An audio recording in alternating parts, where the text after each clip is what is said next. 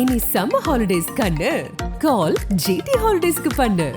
GT holidays, south India's #1 travel brand.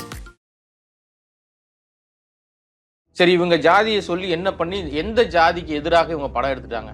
வெற்றிமாறனா இருக்கட்டும், இல்ல ரஞ்சிதா இருக்கட்டும். நான் ஜாதியை தூக்கி பிடிச்சான் படம் எடுப்பேன். உங்களுக்கு ஆண்மை திறன் இருந்தா ஏன் முத்தையாவை திட்டல? சம்பந்தமே இருக்காது இந்த படத்துக்கும் அவங்க பேசுற விஷயத்துக்கும். அஜித் அவ்வளவு சம்பளம் வாங்குறாரு, தேவையா? ஏட்டா அஜித்துக்கு இந்த படத்துக்கு என்னடா? விஜய் இப்படி திடீர்னு வந்து இவ்வளவு கோடி கோடியா சம்பளம் வாங்கினா எப்படி? விஜய்க்கு இந்த படத்துக்கு என்ன சம்பந்தம்?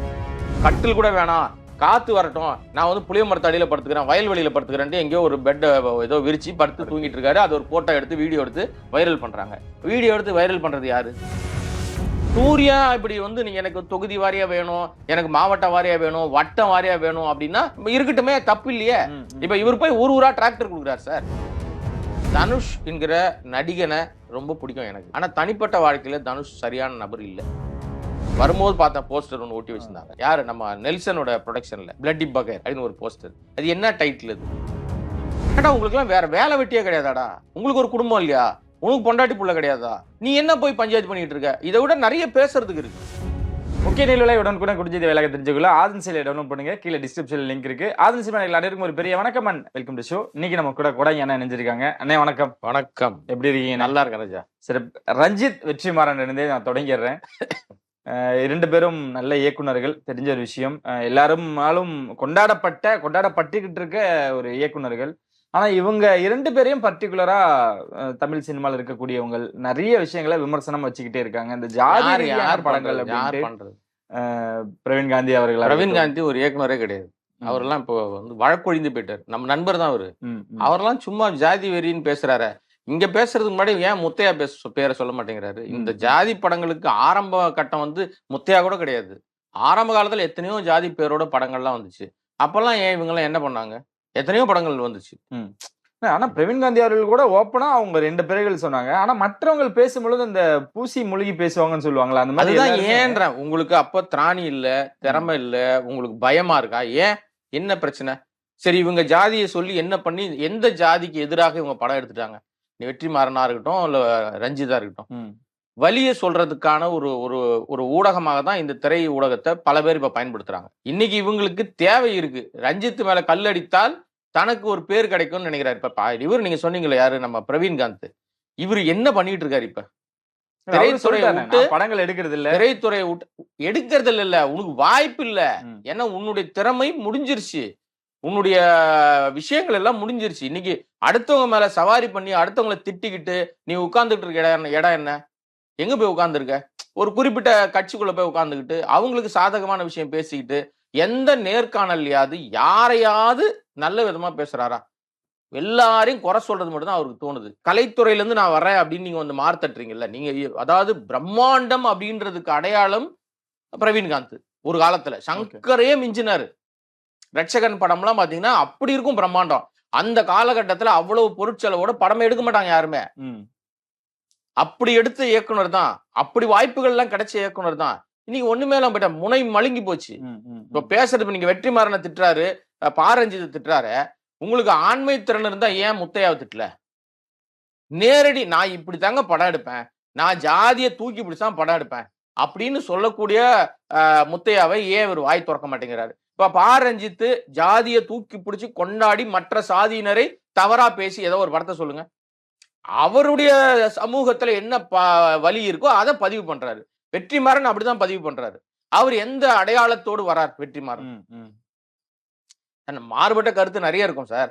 ஆனா அவர் ஒரு இயக்குனரா வரும்போது அவருடைய படைப்புகள்ல எங்க உங்களுக்கு வந்து முரண் இருக்குன்னா, படைப்புகள் கொண்டாடப்படுது, உலகம் முழுக்க போற்றப்படுது. அவங்களுக்கு வைத்தறிச்சலா தானே இருக்கும். இது அப்பட்டமான வைத்தறிச்சல். அதனால மற்றவர்கள்லாம் வந்து ஜாதி படம் எடுக்கிறாங்க அப்படின்னா எல்லாரும் தான் எடுக்கிறாங்க. இன்னைக்கு வந்து இண்டஸ்ட்ரியே அப்படியே பிரிஞ்சு போய் நிக்குது. நீங்க சினிமால கலைக்குள்ள வந்து நீங்க வந்து ஆன்மீகத்தை சேர்க்கக்கூடாது, நீங்க அரசியலை சேர்க்கக்கூடாது, நீங்க ஜாதியை சேர்க்கக்கூடாது, மதத்தை சேர்க்கக்கூடாது. இதற்கெல்லாம் அப்பாற்பட்டது தான் சினிமா. நீங்க வந்து ஒரு சினிமா ரசிகனுக்கு காசு கொடுத்து பார்க்குற ரசிகனுக்கு பிடிச்சதுன்னா கொண்டாட போறான் சார். உங்களுக்கு ஏன் சார் வைத்தறிச்சலா இருக்கு? அவன் எதையோ சொல்லிட்டு போறான் சார். நடக்காததை சொல்லல, நடந்த சம்பவத்தை தானே சொல்றாங்க. சில சம்பவங்கள் வந்து பதிவு செய்யப்பட வேண்டிய சம்பவங்களை பதிவு பண்ணாதான் புரியும். வரலாற்றுல எழுதப்படாத பக்கங்கள் நிறைய இருக்கு. அத வந்து நம்ம இனிமே புத்தகம் எழுதி படிக்க சொல்ல முடியாது. இப்ப எல்லாம் கையடக்க கம்ப்யூட்டர் மாதிரி போன் வந்துருச்சு. அப்ப உங்களுக்கு வந்து காட்சி ஊடகத்தின் வழியா தான் நிறைய விஷயத்த சொல்ல வேண்டிய கட்டாயம் இருக்கு இப்ப. அப்ப அதுதான் அவங்களுக்கான ஒரு வாய்ப்பு. அதனால இந்த சாதி படம் எடுக்கிற இவங்களால தான் சமூகம் சீரழியுது, சினிமா சீரழியுதுன்னு பேசுறதெல்லாம் அம்பக்கு வயித்தெரிச்சல்ல பேசுற விஷயம். பாரஞ்சித் என்ன பண்ணிட்டு இருக்காரு? அவர் ஒரு சாரார் அப்ரப்டா பட்டவர்த்தனமா ஒரு குறிப்பிட்ட சாதியை தாக்கி, சாதி தலைவரை தாக்கி படம் எடுத்து வச்சிருக்காரு. இன்னும் எவ்வளவு காலத்துக்கு நாடக காதல வச்சுட்டு ஓட்டுவாங்கன்னு தான் தெரியல எனக்கு. அப்படி ஒரு விஷயமே கிடையாதுங்க. பூரா பொய். பாரஞ்சித்ன இயக்குனர் சொல்ல நானு. அதுதான் நடிகர். நீங்க தெளிவா புரிஞ்சுக்கணும். இதே என்னடா பாரஞ்சித்த புகழ்ந்து பேசிட்டு என்ன யோகியமான்னு கேக்குறேன். இந்த நடிகர் ஒருத்தர் இருக்காரு பாருங்க, ரஞ்சித். இவர் என்ன சரியா இருக்காரு? இவர் ஒரு குறிப்பிட்ட சாதிக்கு பின்னாடி சாதியை தன்னை சுத்தி ஒட்டிக்கிட்டு இன்னும் நாடக காதல்ன்றது கிட்ட வந்துகிட்டு இருக்காரு. அப்படி ஒரு விஷயமே கிடையாது. அடிப்படையில நீங்க வந்து குறிப்பிட்ட வயது உங்களுக்கு வந்து திருமண வயதுக்கான தகுதியான நபராக நீங்க மாறிட்டீங்கன்னா நீங்க யார திருமணம் பண்ணிக்கலாம். உங்களுக்கு எல்லா ரைட்ஸ் இருக்கு. அப்பா அம்மாவுக்கே கிடையாது தடுக்கிறதுக்கான உரிமைன்னு சட்டம் சொல்லுது. ஆனாலும் இன்னைக்கு பெரும்பாலும் இன்னைக்கு வந்து முன்ன மாதிரி எல்லாம் கிடையாதுங்க. இன்னைக்கு எல்லாம் தெரியுது. சின்ன குழந்தை கூட தெரியுது. இன்னைக்கு என்ன நடக்குது, நாளைக்கு என்ன நடக்குது. அதனால அது இன்னும் எவ்வளவு காலம் அந்த மாதிரி ஆட்கள்லாம் இன்னும் நடமாட்டித்தான் இருக்காங்க. இப்ப கூட ஏதோ ஒரு படத்தை எடுத்து வச்சிருக்காரு. நான் யார் தெரியுமான்னு சொல்லிட்டு கம்பு சுத்திட்டு தெரியுறாரு. காத்திலே கம்பு சுத்திட்டு இருக்காரு. கண்ணை கட்டிக்கிட்டு. இது இந்த மாதிரி ஆட்கள் கிட்ட பேசணும். யாரு? நம்ம பிரவீன் காந்தி மாதிரி ஆட்கள்லாம் இந்த மாதிரி ஆட்களையும் சேர்த்து சொன்னாங்கன்னா இவர் நேர்மையாளர்னு நம்ம நம்பலாம். அவருக்கு யார பிடிக்கலையோ அவங்கள மட்டும் கொண்டாந்து சொல்றாருன்னா வயித்தெரிச்சல் தவிர வேற என்ன சொல்றது? வேற ஏதாவது கேள்வி கேட்டீங்க வாங்க. அதான் சார், அந்த படத்தோட விழால வந்து பேசின அனைவருமே வந்து இன்னொருத்தர் காவியை பத்தி பகிர்ந்துக்கிறாரு, இன்னொருத்தரும் இந்த மாதிரி ஜாதி சார்ந்த படங்களை எடுக்கிற இயக்குனர்ல தாக்குறாங்க. அவங்க ஜாதியை மட்டுமே பாக்குறாங்களா? அந்த மனிதர்களோட வலியை ஏன் பாக்குறது இல்லை அப்படின்னு ஒரு கேள்விதான். இதுதான் மிக முக்கியமான விஷயம். நீங்களே சொல்றீங்க, ஒரு நெறியாளரா இருக்கும் போது உங்களுக்கே வந்து ஒரு சினிமான்றது வந்து எல்லா பக்கமும் பேசணும். ஒரு இயக்குனர் எல்லா துறையிலையும் பயணிக்கணும். அவருக்கு வந்து காமெடி படம் மட்டும்தான் வரும், இல்ல ஒரு ஆக்ஷன் படம் மட்டும் தான் எடுப்பாரு. அவருக்கு வந்து ஜனரஞ்சகமா படம் எடுக்க தெரியாது, அவருக்கு வந்து சோகமான படம் எடுக்க தெரியாது, யதார்த்த படம் எடுக்க தெரியாது, கமர்ஷியல் மட்டும் தான் எடுப்பாரு, பிரம்மாண்டம் மட்டும் தான் எடுப்பாருன்னா அவர் இயக்குனரா இருக்க வாய்ப்பே இல்லை. ஒரு இயக்குனர் எல்லா தரப்பு மக்களையும் சார்ந்து எல்லா தரப்புக்குமான படம் எடுக்கணும், வெரைட்டிஸ் கொடுக்கணும். ஓகே, அப்பதான் அவர் இயக்குனரா பரிணமிக்க முடியும். இண்டஸ்ட்ரி அவர் அப்படிதான் கொண்டாடும். நீங்க சொல்ற விஷயங்கள்ல இன்னைக்கு திரை ஊடகத்தினுடைய அந்த திரைப்படங்களுடைய அந்த நிகழ்ச்சிகள் எல்லாமே பிராபகாண்டாவுக்கான இடமா மாறி போச்சு. நீங்க நல்லா கவனிச்சு பாத்தீங்கன்னா தெரியும். சமீப ஆண்டுகளாக கிட்டத்தட்ட ஒரு 6-7 வருஷமா, 10 வருஷம் கூட வச்சுங்களேன், இந்த 10 வருஷமா சின்ன படங்கள்னு சொல்றோம்ல, பெரிய படங்கள் அந்த பேச்செல்லாம் பேச முடியாது. அங்க என்ன படம் அதை மட்டும் தான் பேசிட்டு இறங்கி போயிருவாங்க. இந்த சின்ன படங்கள்னு சொல்றோம்ல, சிறு முதலீட்டு படங்கள்னு வரும்போது அந்த மேடைக்கு வந்து உட்கார்றவங்க ஒரு 10 பேர் உட்கார்ந்துருப்பான். 10 பேரும் அந்த படத்து பேரை கூட சொல்ல மாட்டாங்க. எல்லாம் நண்பர்கள் தான், எல்லாம் நெருங்கிய நண்பர்கள், நல்லா பழகின ரொம்ப மரியாதைக்குரியவர்கள் தான். அவங்களை யாரும் குறைச்சி மதிப்பிடவே இல்லை. ஆனா அந்த படத்தை மட்டும் பேச மாட்டாங்க.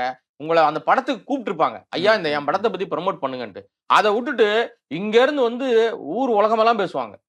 சம்பந்தமே இருக்காது இந்த படத்துக்கும் அவங்க பேசுற விஷயத்துக்கும். அஜித் அவ்வளவு சம்பளம் வாங்குறாரு, தேவையா? ஏன்டா அஜித்துக்கு இந்த படத்துக்கு என்னடா சம்பந்தம்? விஜய் இப்படி திடீர்னு வந்து இவ்வளவு கோடி கோடியா சம்பளம் வாங்கினா எப்படி? விஜய்க்கு இந்த படத்துக்கு என்ன சம்பந்தம்? ஏதோ ஒரு படம், சின்ன படம், அவரு முயற்சி எடுத்து அந்த இயக்குனர் ஒரு தயாரிப்பாளரை ஏதோ பேசி வச்சு, ஐயா ஒரு படம் எடுக்கலாம் வாங்கன்னு புதுமுகங்களை வச்சு ஒரு படம் எடுத்து ஒரு ஆடியோ லான்ச் பண்றாருன்னு வச்சுங்களேன். நீங்க நிறைய இந்த கேலி கூத்துக்கு நடக்குங்க. பிரசாத் லேப்ல 10 பேர் உட்கார்ந்துருப்பான் மேடையில, ஆளுக்கு 1 மணி நேரம் பேசுவாங்க. சிரிப்பாவே இருக்கும். இன்னொரு நேரங்கள்ல நம்ம கேமரா போட்டிருப்பான், 150 கேமரா, அதுல பாதி கேமரா ஆஃப் பண்ணிடுவாங்க. தெரியும் இவ்வளவு எல்லாம் போட முடியாது நம்மன்னு. மெமரி கார்டு ஃபுல் ஆகி போயிடும். நீங்க என்ன நோக்கத்துக்கு வரீங்களோ அதை பேசுங்க. அதை பேசாம நீங்க வெளியில அவுட் ஆஃப் த கோர்ட் போனீங்கன்னா, அந்த காசு போட்டு அவ்வளவு பணம் போட்டு செலவு பண்ணி ஒரு ஆடியோ லான்ச் நடத்துற அந்த படம் குறித்து 2 வார்த்தை கூட பேச மாட்டீங்கன்னா உங்களை எது கூப்பிடணும்? நீங்க பேசுறதுனால இண்டஸ்ட்ரி மாறிட போதா? இல்ல அப்படியே வந்து விஜய், அஜித், கமலஹாசன், ரஜினிகாந்த் எல்லாம் மாறிட போறாங்களா? அவங்களுக்கான ஒரு துறை இருக்கு, அவங்களுக்கான ஒரு தகுதி இருக்கு, அவங்கள வச்சு படம் எடுக்கிறாங்க, அவங்கள வச்சு படம் ரசிக்கிறாங்க. உங்களுக்கு ஏன் வயித்தெரிச்சலா இருக்கு? உங்களுக்கு ஏன் கோபம் வருது? நீங்க எவ்வளவு திறமையான நடிகர்களா இருந்தாலும், எவ்வளவு பெரிய பிரம்மாண்ட இயக்குனரா இருந்தாலும், கண்டென்ட் சரியில்லைன்னா தூக்கி போட்டுறாங்க ஆடியன்ஸ் இப்ப. ஓகே, அதெல்லாம் நீங்க யாரையுமே வந்து அதையும் கம்பேர் பண்ணிட்டு இந்த படம் ஏன் ஓடல, அந்த படம் ஏன் ஓடுது அப்படிலாம் கேட்கவே முடியாது. இதெல்லாம் ஒரு ஹம்பக்கான விஷயம், பேத்தல் அப்படிதான் சொல்லணும். நம்ம ஜிவி அவர்களோட விஷயம் நீங்களும் சொல்லிட்டீங்க, போன்லயே அதான் சொன்னீங்க. நம்ம பேச மாட்டோம், நம்மளும் அதை பத்தி யார்கிட்டயுமே பேசக்கூடாது. அதுதான் வந்து ஊடகத்தோட உலக தர்மம், தர்மமும் மரியாதை எல்லாமே. ஆனா ஆமா. அடுத்தவங்களோட பர்சனலுக்குள்ள என்ன நடக்குதுன்றதை நம்ம பேசக்கூடாது. இன்னைக்கு ஒரு விஷயம் வெளியிட்டிருக்காருன்னு, அதெல்லாம் பார்க்கும் பொழுது அவர் இன்னும் பாதிக்குதோ இந்த மாதிரியான விஷயங்களுக்காக இதை வச்சு சம்பாதிக்கணும்னு நினைக்கிறவங்க எல்லாம் பேசும் பொழுது அவரை ரொம்ப பாதிக்குதோ, அதை பத்தி மட்டும் நம்ம பேசுவோம். இல்ல கண்டிப்பா வந்து இது நான் ஜீவின்னு சொல்ல வரல. நீங்க யாரா இருந்தாலும், ஏன்னா இப்ப நீங்க வந்து தமிழ் சினிமான்னு இல்ல, பல இடங்கள்ல பிரபலங்களா இருக்கிற எல்லாரும் ஒரு ஒரு குறிப்பிட்ட காலத்துக்கு அப்புறம் அவங்க மனம் வந்து அவங்களுக்குள்ள கருத்து வேறுபாடு விட்டு பிரிஞ்சு போயிடுறாங்க. சார் அது அவருடைய தனிப்பட்ட வாழ்க்கை.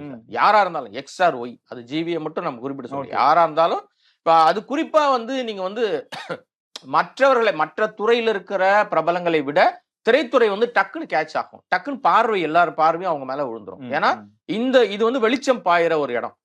உடனே புகழ் வெளிச்சமா இருக்கட்டும், பணமா இருக்கட்டும், எல்லாமே இங்க திரைத்துறையில அதிகமா இருக்கிறதுனால அரசியலை விட சினிமாவில் வந்து இருக்கிறவங்களுக்கு டக்குன்னு உடனே அவங்க யார் என்ன பண்ணாலும் அது வந்து பேசு பொருளா மாறிடும். இதை மட்டுமே வைத்து இன்னைக்கு எத்தனை பேர் யூடியூப்ல உட்காந்து பேசிட்டு இருக்கான். ஏதோ இவனே பக்கத்துல நின்று பஞ்சாயத்து பண்ண மாதிரியும் எனக்கு ரொம்ப வருத்தமா இருக்கு, வேதனையா இருக்கு. பேசுறவங்க எல்லாம் நமக்கு தெரிஞ்சவன் தான். ஏன்டா உங்களுக்கு எல்லாம் வேற வேலை வெட்டியே கிடையாதாடா? உங்களுக்கு ஒரு குடும்பம் இல்லையா? உனக்கு பொண்டாட்டி புள்ள கிடையாதா? உனக்கு குடும்பம்னு ஒண்ணு இருக்காதா? நீ என்ன போய் பஞ்சாயத்து பண்ணிட்டு இருக்க? இதை விட நிறைய பேசுறதுக்கு இருக்கு. நீங்க பேசுவதற்கு பொருள் இல்லைன்னா பரவாயில்ல, இங்க பேசுறதுக்கு நிறைய இருக்கு. ஆனா இந்த மனநிலை எப்படி மாறிடுச்சுன்னா, அடுத்தவங்களுடைய அந்தரங்கத்தையும் அடுத்தவங்களுடைய குறைகளையும் அடுத்தவங்களுடைய குடும்பத்தையும் எட்டி பார்த்து அடுத்த பெட்ரூமை எட்டி பார்த்து பேசுகிறவர்கள்னு ஒரு கேட்டகரி இருக்குல்ல. நாங்க வந்து பிரிண்ட் மீடியால வேலை பார்த்த காலத்துல மஞ்ச பத்திரிகைன்னு சொல்லுவாங்க, எல்லோ ஜேர்னலிசம்னு. அது இதுதான் வேலை செய்யும். அது என்ன பண்ணும்னா அவங்களுடைய பெட்ரூமை எட்டி பார்த்துக்கிட்டு இருக்கும், அந்தரங்கத்தை வச்சு சொல்லிட்டே இருக்கும். அதை படிக்கிறதுக்குன்னு ஒரு கூட்டம் இருக்கும். ஆனா அது பொது வழியில படிக்க மாட்டாங்க, போய் ரகசியமா வச்சு படிச்சுட்டு இருக்கும். அந்த மாதிரி இப்போ வந்து ஒரு ஒரு ஒரு கூட்டம் உருவாயிருச்சு. இவங்களுடைய நெகட்டிவ் பாயிண்ட் எல்லாம் பேசுறாங்கல்ல, அதுல உண்மை இருக்கா இல்லையான்னு தெரியாதுங்க. தப்பு தப்பா பேசுவாங்க, அதை ரசிக்கிறதுக்கு ஒரு கூட்டம் இருக்கும். அதற்காகவே இவங்க எல்லாம் பேச ஆரம்பிச்சிருக்காங்க. அப்படி பேசுறவங்களோட நிலைமெல்லாம் என்ன ஆகுதுன்னு பார்த்துட்டே இருக்கோம், நம்ம வரிசையா பார்த்துக்கிட்டு இருக்கோம். இப்போ சினிமாவிலேயே சாப்பிட்றீங்க, இந்த துறை தான் உங்களுக்கு வந்து சாப்பாடு போடுது, இந்த துறை தான் உங்களை வளர்க்குது, பிரபலமா அவங்களை ஆக்குது, பேர் தெரியுது. நீங்க எங்கேயோ நேத்து ஒரு இடத்துல எங்கேயோ வேலை பார்த்துருவீங்க, உங்களுக்கு தெரியவே தெரியாது. ஆனால் முகம் காட்டுகிற ஒரு மீடியமா இங்க மாறி உட்கார்ந்த உடனே நீங்களே சினிமாவை தீர்மானிக்கிற இடத்துல உட்கார்றீங்கல்ல. சினிமாவை தீர்மானிச்சாலும் பரவாயில்லைங்க, நடிகர் நடிகையுடைய வாழ்க்கையை தீர்மானி நீ யாரு, உனக்கு என்ன ரைட் இருக்கு? இதுதான் அவருடைய அந்த ஸ்டேட்மெண்ட்டுடைய அடுத்த பதிவா நான் பாக்குறேன். ஏன்னா அது அவருடைய வாழ்க்கை. நான் இப்ப நீங்க ஜிவி பிரகாஷ் ஆரம்பிச்சோன்னா நான் ஏன் வேண்டாம் அப்படின்னு சொல்றேன்னா அது அவங்க தனிப்பட்ட வாழ்க்கை சார். அதை பேசுவதற்கு, அது குறித்து தான கருத்துக்களை சொல்வதற்கு அந்த குடும்பத்தாரை சார்ந்தவர்களை தவிர யாருக்கும் ரைட் கிடையாது. அந்த குடும்பத்தாரே இங்க அவங்க என்ன மன உளைச்சல் இருக்காங்கன்னு உங்களுக்கு தெரியுமா? எனக்கு தெரியுமா? தெரியாது. நம்ம பழகிறதுனால ஓரளவுக்கு தெரியும். அந்த மன உளைச்சல்ன்ற விஷயத்தை போய் நீங்க வந்து பேசு பொருளா மாறி வியாபார பொருளா கொண்டு வரீங்கன்னா உங்களை விட கேவலமான ஆட்கள், இதை பேசுறவங்களை சொல்றேன், கேவலமான நபர்கள் யாருமே இல்லையே. சமீபத்துல ஒரு பேர் சொல்ல விரும்பல, ஒரு சேனல்ல ஒருத்தரை கூப்பிட்டு உட்கார வச்சு வெளுன்னு வெளுத்துது ஒரு நடிகை. நல்லா பழகினவர் தான். ஆனா அதை தொடச்சு போட்டு இன்னும் அதை பத்தி பேசிட்டு இருக்காரு. இன்னும் உட்கார்ந்து பல இடங்கள் அவர் வந்து பேசிட்டு இருக்காரு. அவர் கண்ணாடியை பார்க்க மாட்டாரான்னு தெரியல எனக்கு. நம்ம குறித்து எவ்வளவு கேவலம் இருக்கே, நம்ம கிட்டே எவ்வளவு அழுக்கு வச்சிருக்கோமே, நம்ம குடும்பத்திலே எவ்வளவு பிரச்சனை இருக்கே, நம்ம போய் அடுத்தவங்களை பத்தி பேசிட்டு இருக்கோமே. நான் என்ன கேட்க வரேன், இது பேசுறதுனால அந்த துறைக்கு ஏதாவது நன்மையா? நான் ஒருத்தரோட பர்சனல் பேசுறதுனால துறைக்கு ஏதாவது நன்மையா? இல்ல அந்த குடும்பத்தாருக்கு ஏதாவது நன்மையா? அவருக்கு நன்மை இருக்கும். அவர் பேசுறதுனால காசு கிடைக்கும், வருமானம் கிடைக்கும், பேர் கிடைக்கும், புகழ் கிடைக்கும். இது ஒரு பொழப்பா? சிம்பிளா சொல்லணும்னா, கலோக்கியலா சொல்லணும்னா ரொம்ப கேவல பிறவிகள் தான் இந்த வேலையை செய்வாங்க. அதனால இந்த பர்சனல் அவர்களுக்கு அந்த காயத்துக்கு எப்போ அது வந்து ஆறுதல் கிடைக்கும், அதை எப்போ அவங்க கடந்து வருவாங்க அப்படின்றது அவங்களே காலம் அவங்களுக்கு உணர்த்தும். இன்னமும் காயத்தை அதிகரிக்கிற மாதிரி விஷயம். வடுவா மாறி போன காயத்தை கீறவே கூடாதுன்னு சொல்றாள். நடிகர் சங்க ஏன்னா தலையிடல. ஏன்னா ஏன் அவங்க கிட்ட போய் நிக்கிறோம் அப்படின்னா, விஷால் அவர்களோட படம் ப்ரொமோஷனுக்கு அப்ப அதுலயுமே அங்கதான் நடந்துச்சு. இல்ல நாங்க கேள்விக்கு பதில் சொல்ல மாட்டோம் அப்படின்ட்டு. அதை ஏன் நீங்க ஒரு இதா வைக்க மாட்டீங்க, அதுக்கு ஒரு முடிவு கட்ட மாட்டீங்க அப்படின்ற ஒரு விஷயங்கள் மக்களே எதிர்பார்க்கறாங்க. இதுக்கு ஒரு எண்டே இல்லையா? ஆக்சுவலா என்னன்னா, இது வந்து என்ன சிம்பிள்னா, பர்சனல் பேசினா நிச்சயமா நடவடிக்கை எடுக்கணும். அப்ப அமைப்புகள் ஏன் நடவடிக்கை எடுக்க மாட்டேங்குதுன்னா, அமைப்புகள் இருக்கிறவங்க இதை போய் நம்ம சொல்ல போனா நம்மளை பத்தியும் ஏதாவது பேசுவான், இங்க இதுக்கு பேசாம இருப்பான், அங்க போய் இன்னொன்னு பேசுவான். எதுக்கு இவன்ட்ட நீங்க இன்னும் சிம்பிளா சொல்லணும்னா, கலோக்கியலா சொல்லணும்னா எப்படி புரியும்னா, ஒரு சாக்கடைன்னு தெரியுது, சாக்கடையை சுத்தம் பண்ணோம்னா இறங்கினா நம்ம மேல சாக்கடைப்படும், அதை தாங்கினா அந்த சாக்கடையை சுத்தம் பண்ணலாம். சரி, இங்க எல்லாரும் வந்து ஐஃபையா வேற ஒரு லெவல்ல இருக்காங்க. கல்லடிச்சாலே தெரிக்கும் மேல தெரிக்கும்னு நினைக்கிற ஆட்கள் மத்தியில நான் அதை சுத்தம் பண்ண விரும்பலன்னா அது அப்படிதான் இருக்கும். நான் ஞாபகம் இருக்கான்னு தெரியல. கிட்டத்தட்ட ஒரு 6 மாதங்களுக்கு முன்னாடி உங்ககிட்ட ஒரு கேள்வி கேட்டேன். நீங்க அப்ப கூட கேட்டிருந்தீங்க, என்னடா இப்படி எல்லாம் கேள்வி கேட்கிற அப்படின்ட்டு. சூர்யாவோட அரசியல் கேள்வி ஒண்ணு முன் வச்சேன். சரி, அதுதான் இப்போ நடக்க போகுதானே. ஏன்னா சமீபத்துல ஒரு விஷயங்கள் கேள்விப்பட்டோம். உங்களோட ரசிகர்கள்ல மாவட்டம் வாரியாக, தொகுதி வாரியாக அந்த மாதிரியான ரசிகர்களை வந்து இன்னும் ஆக்டிவா இருங்க, உங்களுக்கு பெரிய எதிர்காலம் இருக்கு அப்படின்னு அவரு சொன்ன ஒரு வார்த்தை தான் இன்னும் நடக்க போகுதுன்னு. விஜய்க்கு எதிராக சூர்யாவின் அரசியல் வரக்கூடாதுன்னு சட்டமே கிடையாது. நான் அன்னைக்கும் இதே மாதிரி தான் சொல்லியிருப்பேன். நீங்க எடுத்து பாத்தீங்கன்னா தெரியும். ஆசை இருக்கு அப்படின்னு சொல்லியிருப்போம் நம்ம. ஆமா, இல்ல நீங்க இன்னைக்கு வந்து சிம்பிள். சூர்யான்ற கேரக்டர் இன்னைக்கு ஒரு பிரபலமான நடிகரா இருக்காரு. சூர்யாவை இல்லாம ஒரு படத்தில் நடிச்சு அந்த படம் பேசுபொருளா மாறின உடனே பல பேருக்கு நடிக்கிற ஆசையை விட நாற்காலி கனவுன்றது பெருசா வந்துருது. ஏன்னா இங்கேயே சினிமாவோட நாற்காலிக்கு அடிச்சுக்கிறாங்க, என்ன அடுத்தது அங்க அப்படிங்க ஈஸியா வந்து இன்னைக்கு வந்து புகழ் வெளிச்சம் கிடைக்கிறதுக்கான சூட்சமத்தை தெரிஞ்சுக்கிறாங்க. இன்னொன்னு சொல்றேன், படமே நல்லா இல்லைன்னா கூட ப்ரமோஷன்ல ஓட்டுற ஆட்கள் ஒரு கூட்டம் இருக்கு. அவ என் படம் பெருசா இருக்கு அப்படின்னு ஒரு பில்டப் பண்ணிட்டு தியேட்டர்ல ஆள் இருக்க மாட்டாங்க. ஒரு 4 நாள் போச்சுன்னா என்னுடைய கலெக்ஷன் இவ்வளவு வந்துச்சுன்னு பில்டப் பண்ணி ப்ரமோஷன் போடுவாங்க. நிஜமா உண்மையா அந்த தயாரிப்பாளர் கட்டினா அவ்வளவு பணம் வந்திருக்காது. இப்ப சூர்யா வந்து கிட்டத்தட்ட ஒரு 25 ஆண்டுகள், அதுக்கு முன்னாடி அவங்க அப்பாவுடைய செயல்பாடுகள் ஒரு 15 வருஷம், ஆல்மோஸ்ட் ஒரு 40 வருஷத்துக்கு மேலாக அந்த சூர்யா குடும்பம், சிவகுமாருடைய குடும்பம் இந்த மக்களுக்காக பல விஷயங்கள் பண்ணிட்டு இருக்காங்க. இதுல சூர்யா பண்றது ஒரு கூடுதலான ஒரு பணி. என்ன பணி அப்படின்னா கல்வி. அகரம் ஃபவுண்டேஷன் வந்து செய்யற விஷயங்கள் வந்து நாம குறைச்சி மதிப்பிடவே முடியாது. இன்னைக்கு அதன் மூலமாக படித்து பயனடைந்தவர்கள் லட்சக்கணக்கில் இருக்காங்க. ஆயிரக்கணக்கு 100 சொல்ல வேணாம், லட்சக்கணக்கில் இருப்பாங்க டெஃபினட்டா. அப்ப அவர்கள் எல்லாம் ஏதோ ஒரு இடத்துல அவங்க வந்து பணியில இருப்பாங்க. அவர்களால் படிச்சு மேல ஒரு அதிகாரத்துல வந்து இன்னைக்கு கிரீன் இங்க்ல கெஸ்டட் ரேங்க்ல கையெழுத்து போடுற ஆட்கள் நிறைய பேர் இருப்பாங்க. அப்ப அவர்கள் எல்லாம் அவங்களுக்கு இவர் இந்த மாதிரி பொது சேவைக்கு வராரு, நான் அரசியல்னு சொல்லல தம்பி, பொது சேவைக்கு வராருன்னு வச்சுங்களேன். பொது சேவைக்கு வரும்போது கூட நாம நிப்போம் அப்படின்ற எண்ணம் தானாகவே வரும். இதற்கு வந்து நீங்க அரசியல் அடையாளத்தோடு வந்தாதான் நீங்க வரணும்னு அவசியமே இல்லை. மாற்றம் அப்படின்றது எப்படி வேணா நம்ம வந்து உருவாக்கணும். அது லாரன்ஸ், அது வந்து வேற அமைப்பு மாற்றம்னு வச்சிட்டாரு. நான் சொல்ற மாற்றம்ன்றது ஜெனரலான மாற்றம். இப்ப இவர் ஏன் ஊரா போயிட்டு இருக்காரு நீங்க சொல்ற லாரன்ஸ்? இப்ப திடீர்னு ஒரு ப்ரமோஷன் ஒண்ணு போடுறாங்க. அவர் வந்து கை கட்டில் கூட வேணாம், காத்து வரட்டும், நான் வந்து புளிய மரத்து அடியில படுத்துக்கிறேன், வயல்வெளியில படுத்துக்கிறேன், எங்கேயோ ஒரு பெட் ஏதோ விரிச்சு படுத்து தூங்கிட்டு இருக்காரு. அது ஒரு போட்டோ எடுத்து வீடியோ எடுத்து வைரல் பண்றாங்க. வீடியோ எடுத்து வைரல் பண்றது யாரு? அங்க போனா அவர் விரும்புறாரா? அவரு விரும்பல. உங்களுக்கு தெரியுமா அப்படின்னு மக்கள் அப்படின்னு அந்த வீடியோல சொன்னவங்க கேள்விப்பட்டோன்னே சிம்பிள். ஏன்னா நம்ம நண்பர் தான் லாரன்ஸ், நல்ல மனிதர், அதெல்லாம் மாற்றுக்கிறது கிடையாது. எல்லாருக்குள்ளயும் இன்னொரு பக்கம் இருக்குங்க. நான் பெரும்பாலும் அந்த இன்னொரு பக்கத்துக்குள்ள போறதே கிடையாது. அந்த கேள்வி நீங்க முன்னாடியே பதில் சொல்லிட்டீங்க. அந்த கேள்வி நான் மறுபடியும் எப்ப இருந்தாலும் இல்ல சிம்பிளா சொல்றேன். அவரு செய்யறாரு இல்லையா, சூர்யா கேள்வியோட இடைச்சொற்கள் தான் இதுவும். சரி சரி, சூர்யா இப்படி வந்து நீங்க எனக்கு தொகுதி வாரியா வேணும், எனக்கு மாவட்ட வாரியா வேணும், வட்டம் வாரியா வேணும் அப்படின்னா இருக்கட்டுமே, தப்பு இல்லையே. இப்ப இவர் போய் ஊரா டிராக்டர் கொடுக்குறாரு சார். ஆமா, நான் யார்கிட்டையும் டொனேஷன் வேணான்ட்டாரு.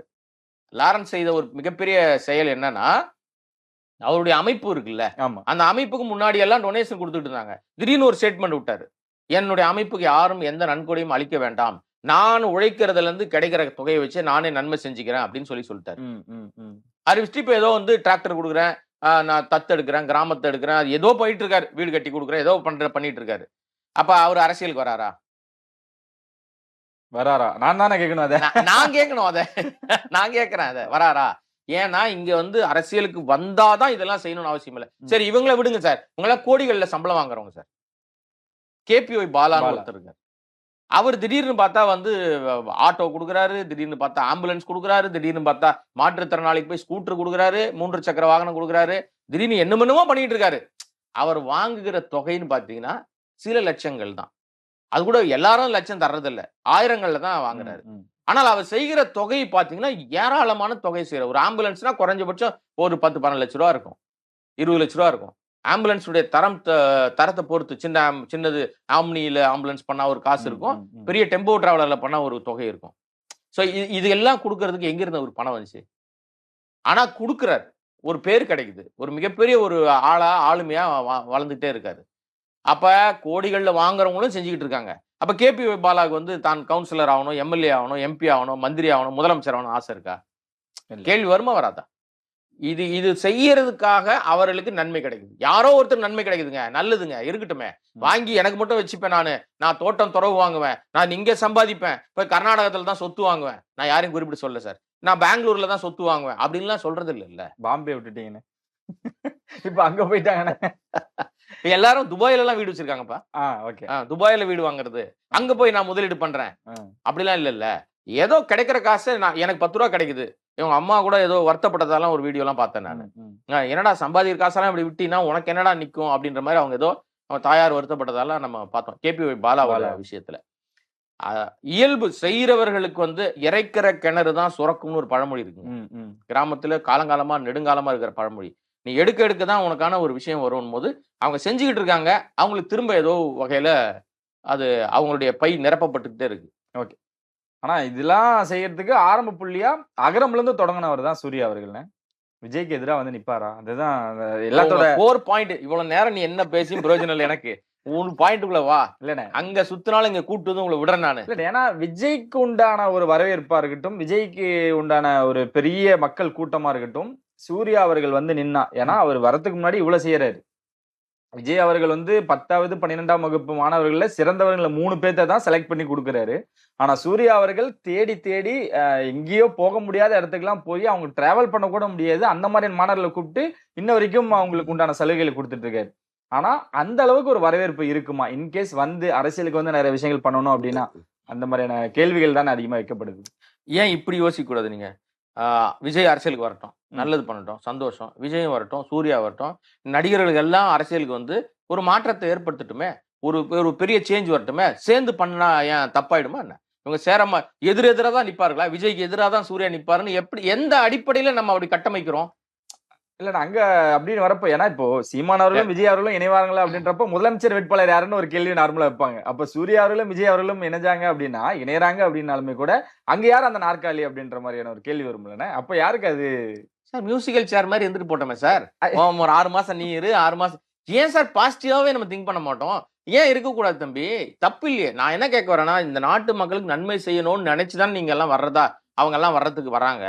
இந்த நாட்டு மக்கள் நன்மை செய்யற இடத்துல நாற்காலி ஆசையோடு தான் நான் வரேன்னா நன்மை செய்ய மாட்டாங்க. நாற்காலிக்கு ஆசைப்படுகிறவர்கள் நிச்சயமாக நன்மை செய்ய வாய்ப்பில்லை. சூர்யாவுக்கு அந்த ஆசை இல்லை. நான் சொல்லல, நான் முடிக்கவே இல்லை. அதுக்குள்ள விஜய்க்கு அது இருக்கு, நான் இன்னும் முடிக்கவே இல்லை. நான் அந்த ஆசை இல்லைன்னு தான் பெரும்பாலும். இப்ப அவர் நாற்காலிக்கு ஆசைப்படுறாருன்னு வச்சுங்களேன். அவர் நாற்காலிக்கு ஆசைப்படுறாரு, ஆனா நான் நன்மை செய்ய வரணும், முதலமைச்சரா தான் நான் உட்காருவேன், பெட்டர் மேக்ஸ் லைட் தான் வேணும் அப்படின்றவங்களுக்கு பெட்டர் மேக்ஸ் லைட் வச்சுங்கப்பா. நான் ஒரு சிம்னி, ஒரு மெழுகுவத்தி, ஏதோ ஒரு விளக்கு, ஒரு காமாட்சி விளக்கு, எதையோ ஒன்று பொருத்தி ஒரு வெளிச்சத்தை கொடுத்துக்கிறேன் மாதிரி இருக்கலாம். மனசுதான் சார் நான் வந்து மாற்றம் அப்படின்ற ஒரு விஷயத்த, அவ்வளவுதான் சிம்பிள். இப்ப நீங்க சூர்யா ஃபேமிலியில அரசியலுக்கு போகணும் அப்படின்னு நினைச்சிருந்தா, அவங்களுக்கு இருக்கிற சிவகுமாருக்கு இருக்கிற பழக்க வழக்கத்தின் மூலமாக, அவங்க காலங்காலமாக இருக்கிற ஒரு அணுகுமுறையின் மூலமாக அவர் நினைச்சிருந்தா எப்போ வந்து ஒரு எம்எல்ஏ இருக்கலாம், எம்பியா இருக்கலாம், எப்படி வேணா மாறி போயிருந்திருக்கலாம். அவருக்கு அந்த ஆசை சுத்தமா கிடையாது. யாருக்கு? சிவகுமாருக்கு. ஆனா பிள்ளைகளுடைய காலங்கள் வரும்போது சூர்யாவா இருக்கட்டும், கார்த்தியா இருக்கட்டும், அவங்க ஒரு வேலை செஞ்சுக்கிட்டு இருக்காங்க. இப்ப நாளைக்கு அவங்க என்னவா மாறுவாங்கன்றத டிசைட் பண்றதுக்கு நான் ரசிகனும் கிடையாது. அவங்களுக்கு நல்ல நண்பர்கள், மரியாதை தெரிந்தவர்கள், அவ்வளவுதான். அவங்க செய்யற விஷயம் நல்லா இருக்கு. மற்றவர்களை விட, மற்ற நடிகர்களை விட சில பேர் வந்து ரகசியமா செய்யறாங்க, இவங்க ஓப்பனா செய்யறாங்க. ஆனா 2 பேருமே 2 விதமான விஷயத்த பிரிச்சு பண்ணிட்டு இருக்காங்க. ஒருத்தர் கல்வியை பண்ணிட்டு இருக்காரு, ஒருத்தர் சாப்பாடு போடுற விஷயத்த பண்ணிட்டு இருக்காரு. விவசாயிகளை தூக்கி பிடிக்கிறது எந்த நடிகருமே கிடையாதுங்க. இப்ப அதுக்குதான் லாரன்ஸ் தனியா நான் டிராக்டர் விட போறேன்னு சொல்லி உள்ள போயிட்டு இருக்காரு. எனிவே, ஆனா இது அத்தனை பேருடைய உழைப்பும், இவங்க எல்லாம் நடிகர்களுடைய உழைப்பு. அவங்க கிடைக்கிற தொகையிலிருந்து அவங்க காசோ யாரோ டொனேஷனோ, ஆனா போய் ஏதோ ஒரு கிராமத்துல ஏதோ ஒரு விவசாயிக்கு போகுதா, ஏதோ ஒரு இடத்துல கல்விக்கு போகுதா, அந்த குழந்தைக்கு போய் கிடைக்குதா, சந்தோஷமா இருக்கு. இது நாளைக்கு அவங்க அரசியலுக்கு வந்தாலும் மகிழ்ச்சி தான். அவங்கள வரவேற்கலாம் நம்ம. கண்டிப்பா நீங்க நாளைக்கு அவங்க அரசியலுக்கு வந்த பிறகு கேளுங்க, அவங்க செய்யற வரைக்கும் நிச்சயமா பாராட்டுவோம். செய்யும் போது எப்படி செய்யறாங்கன்னு பார்த்துட்டு அதன் பிற்பாடுதான் அவருடைய சீர் தூக்கி பார்க்க முடியும். தவிர வர்றதுக்கு முன்னாடி அவங்களை குறை சொல்றதுன்றது எடுக்க முடியாத விஷயம். இதே விஜய்க்கு இது பொருந்தும். நான் ஏன் விஜய வந்து பல இடங்கள்ல வந்து சொல்லிட்டு இருக்கேன்னா, விஜயன்ற மனுஷன் வந்து நல்ல மனுஷன், தனிப்பட்ட மனுஷன். நீங்க இன்னும் நடிகரா மட்டும் இருக்கீங்கல்ல, நீங்க களத்துக்குள்ள வந்து உங்களுடைய செய்கைகள் மூலமா அந்த மக்களுக்கு வந்து ஒரு விஷயங்கள்லாம் ஆரம்பிச்ச பிறகுதான் நீங்க அரசியல்வாதியா மாறுறீங்க. அப்ப அந்த அரசியல்வாதியா மாறின பிறகுதான் உங்களை அது குறித்து நம்ம விமர்சிக்க முடியுமோ தவிர, இப்பவே நீங்க பெரிய அரசியல்வாதி ஆயிட்டீங்க.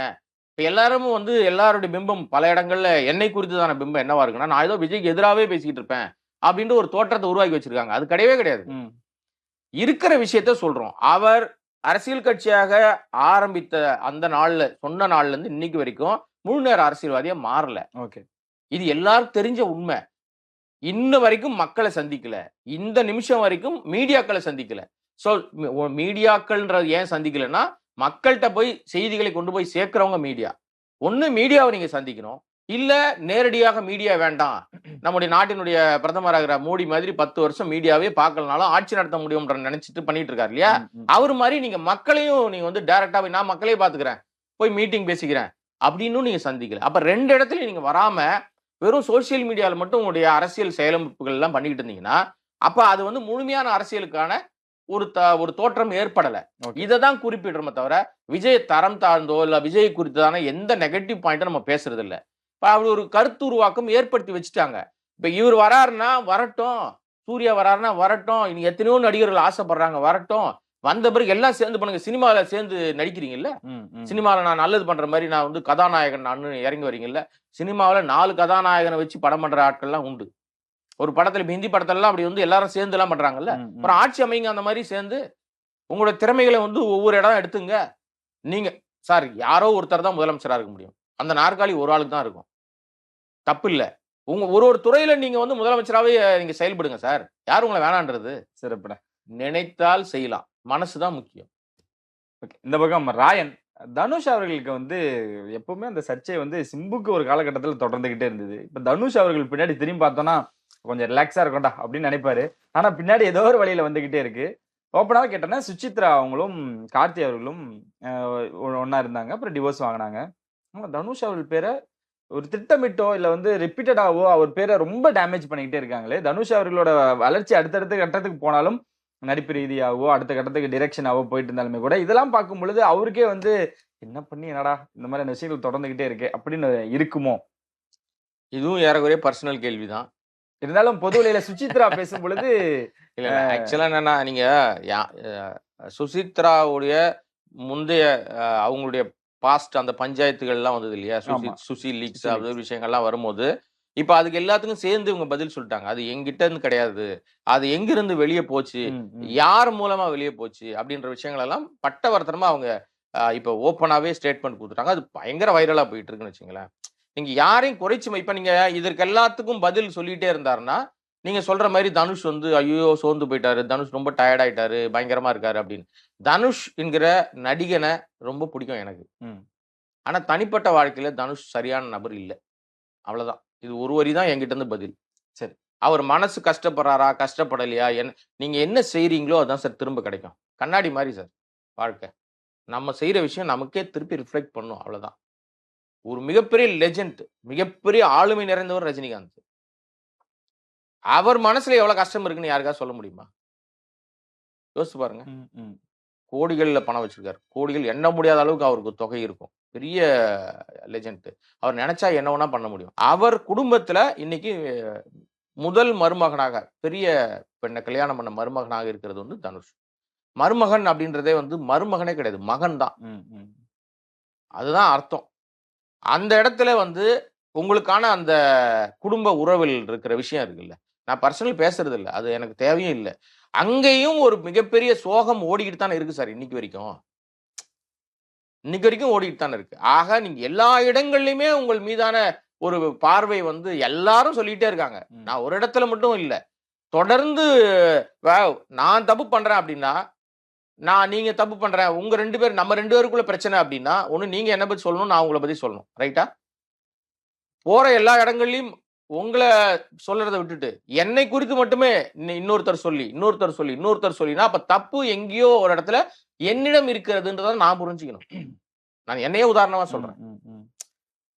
ஒரு நபரை சுத்தி இவ்வளவு பிரச்சனைகள் வருது அப்படின்னா தப்பு எங்க இருக்குன்னு சீர்தூக்கி நான் பார்க்காத வரைக்கும் நான் மற்றவர்களுக்கு உதாரணமாலாம் இருக்கவே முடியாது. அப்ப எங்க தப்பு இருக்குன்றத புரிஞ்சுக்க வேண்டிய இடத்துல இருக்கிறவங்க தான் புரிஞ்சுக்கணும். நான் வந்து பூடகமா தான் சொல்றேன்.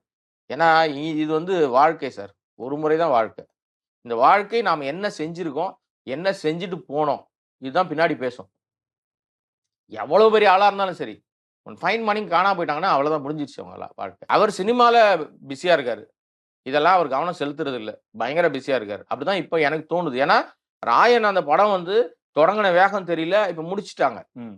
கட கட கட கடன்னு ஓடி முடிச்சுட்டாரு. ஓட்டத்த எடுத்து ரெடி பண்ணி இப்ப அடுத்த தயாராகுறாரு. அதுக்கப்புறம் அவரு படங்கள் கமிட் பண்ணிட்டே இருக்காரு. தொடர்ந்து தனக்கான வேலைய செஞ்சுட்டே இருக்காரு. அதுல அவரு பிஸியா இருக்காரு இல்லையா? தன்னை பிஸியா இருக்கிற மாரி அவர் வந்து காமிச்சுக்கிறாரு. சோ இதெல்லாம் இடைச்சொருகல்கள் இப்ப வர்றதெல்லாம்.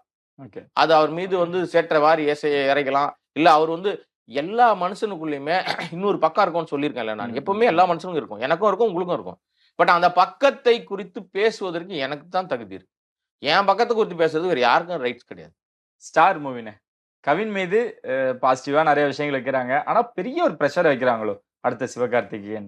இந்த ஸ்டாரோட ரெஸ்பான்ஸ பார்க்கும் பொழுது, டாடாவுக்கு அடுத்தது இந்த படம் ஸ்டார் ஒண்ணும் அவ்வளவு பெரிய ரெஸ்பான்ஸ் எனக்கு ஒண்ணும் தெரியலங்க. ம். நீங்க தான் சொல்றீங்க. அப்படியா? தானே படம் பார்த்து உங்களோட கருத்து? இல்ல. ஸ்டார் ஆக்சுவலா என்னன்னா, அது வந்து ஒரு ப அ என்னன்னா அந்த இயக்குனருடைய அப்பாவுடைய வாழ்க்கை. அததான் அவர் வந்து படமா எடுத்து வச்சிருக்காரு. எனக்குன்னா இன்னும் அது பெட்டரா பண்ணியிருக்கலாம். அதுல எங்கேயும் பெரிய பெயின்லாம் ஒண்ணும் எனக்கு தெரியவே இல்ல. என்னோட பெர்சனல் ஒப்பீனியன். ஒருவேள அந்த ரசிகர்களுக்கு அது வருத்தமா கூட இருக்கலாம். அங்க வந்து நீங்க ஃபர்ஸ்ட் ஹாஃப்க்கும், செகண்ட் ஹாஃப்க்குமே பயங்கர முரண் இருக்கு. அந்த கதாநாயகிகள் பாவம் அவங்கலாம். அவங்கள நம்ம குறை சொல்லக்கூடாது. இருந்தாலும் அந்த கதாநாயகிகள் கவினுக்கு பொருத்தமாவே இல்ல. அவங்கள எப்படி இவங்க கனெக்ட் பண்ணாங்க? என்ன எடுத்தாங்க? என்ன காரணம் அவங்கள எடுத்ததுக்குன்னு தெரியல. அந்த ஒரு வலி இருக்குல்ல, ஒரு பெயின். அவர் வந்து தான் சாதிக்க முடியல, தன் பையன் சாதிக்கணும்ன்றதுக்கான ஒரு பையனுக்காக எல்லாம் பண்றாரு இல்லையா லாலு. இந்த இடத்துல வந்து இன்னும் அவங்க அந்த திரைக்கதையில மெனக்கெட்டுருக்கலாமோ? திரைக்கதையில இன்னும் கவனம் செலுத்தியிருக்கலாமோ? சும்மா பாம்பேல போய் காச பிட் பாக்கெட் அடிச்சுட்டு போயிட்டான் பர்ஸ.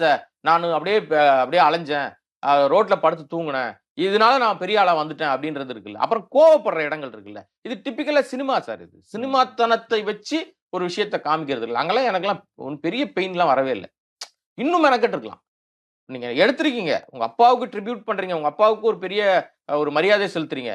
இயக்குனர் சொல்றாரு. இந்த படமே எங்க அப்பாவுக்காக எடுத்தது அப்படின்னு. உங்க அப்பாவுக்காக எடுத்தீங்க சார். எத்தன கோடிகள் அது? அவ்வளவு செலவு பண்ண வேண்டிய அவசியமே இல்ல சார் இந்த படத்துக்கு. நீங்க இந்த படத்திற்கு எவ்வளவு குறைந்த முதலீட்டுல இந்த படத்தை எடுத்து அவர்களுக்கு லாபம் குடுத்திருந்தால் தயாரிப்பாளர்களுக்கு. இப்ப லாபம் வந்துச்சா வரலையான்னு தெரியல எனக்கு. இதை விட நீங்க கம்மியான தொகை ஏன்னா அது எடுத்த தொகை கிட்டத்தட்ட 17, 18 கோடின்றாங்க. அவ்வளவுலாம் அதுலலாம் ஒர்த்தே கிடையாதுங்க.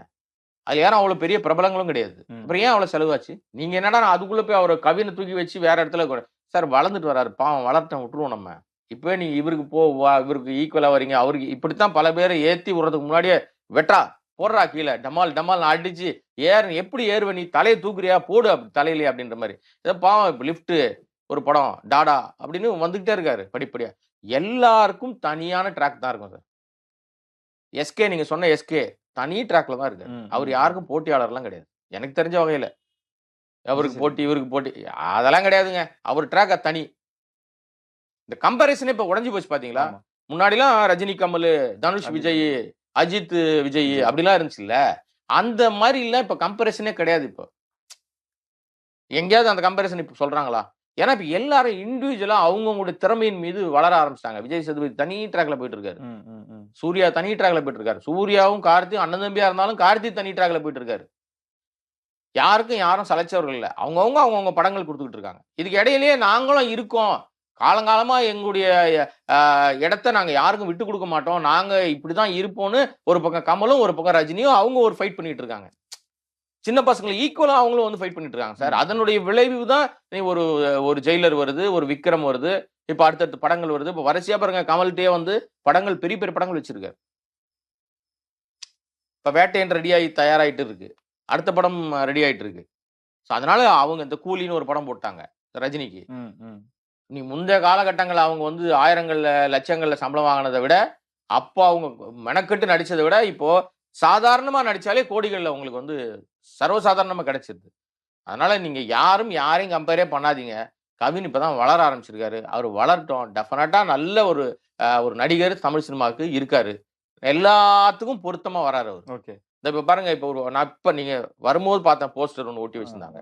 யாரு நம்ம நெல்சனோட ப்ரொடக்ஷன்ல பிளட்டி பகர் அப்படின்னு ஒரு போஸ்டர். அது என்ன டைட்டில்? இது டைட்டில் வந்து ஒரு வைப்ரேஷனா இருக்கணும் சார். என்ன பொறுத்தவரை நீங்க எப்படி வேணா வைங்க. அது என்ன டைட்டில்? அந்த படம் எப்படி இருக்குன்றது எனக்கு தெரியல. ஏன்னா இப்பதான் ஒரு டைட்டில் ஊட்டியிருக்காங்க. ஆமா. இப்பதான் அதுக்கான வேலைகள் பண்ணிட்டு இருக்காங்க. ஒரு நல்ல தலைப்பு உங்களுக்கு கிடையாதா? நல்ல தலைப்பு எடுக்க தெரியலன்னா யார்கிட்டயாவது கேட்டாவது கடன் வாங்கியாவது டைட்டில் வைங்க. அசிங்கப்படுத்தாதீங்க தமிழ் சினிமாவை. என்ன பேர் அது? திட்டுறதுக்கு தானே வைப்பாங்க. யூசுவலா அப்படிதானே திட்டுவாங்க. கலோக்கியலா திட்டுறது. அது ஒரு டைட்டில்னு வைக்கிறீங்க. ஓகே. பாப்போம். படம் வந்ததுக்கு அப்புறம் நிறைய விஷயங்கள் பேசுவோம். ரொம்ப நன்றிண்ணே. வழக்கம் போல நிறைய விஷயங்கள் எங்களோட பகிர்ந்துக்கிட்டீங்க. உங்கள தொடர்ந்து ஆதரவு குடுத்துட்டு இருக்க ஆ நன்றி. ரொம்ப தொடர்ந்து எங்களுக்கு ஆதரவு குடுத்துட்டு இருக்கீங்க. எனக்கு ஆதரவு குடுக்கிறத விட இந்த சேனலுக்கு அதிக ஆதரவு குடுங்க. அவன் தம்பி முதல்லயே சொன்னார் பாருங்க, ஏதோ செயலிலாம் இருக்கு. அத டவுன்லோட் பண்ணி பாருங்க. நன்றி. ரொம்ப நன்றிண்ணே. நிகழ்ச்சியில உங்களை சந்திக்கும் வரை உங்களிருந்து விடைபெறுகிறேன். நான் உங்கள் முரளி. ஜீவன்.